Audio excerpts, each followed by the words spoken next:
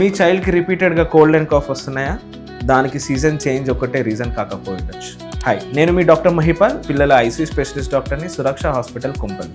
రిపీటెడ్గా cold cough రావడం అనేది చాలా కారణాలు అయి ఉండొచ్చు. ఒక మదర్ తన చైల్డ్కి కోల్డ్ కాఫ్ ఉందని ఒక 1 monthగా రిపీటెడ్గా సిమ్టమేటిక్ ట్రీట్మెంట్ ఇవ్వడం చేసింది.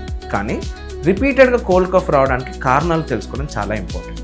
అది అలర్జీ వల్ల అయి ఉండొచ్చు, లేదా లో ఇమ్యూనిటీ వల్ల అయి ఉండొచ్చు, లేదంటే సమ్ ఇన్ఫెక్షన్ రిలేటెడ్ వల్ల అయి ఉండొచ్చు.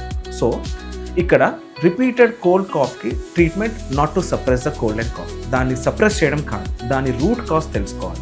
ఎందువలన ఈ కోల్డ్ అనేది కాఫ్ అనేది వస్తుందో తెలుసుకోవాలి.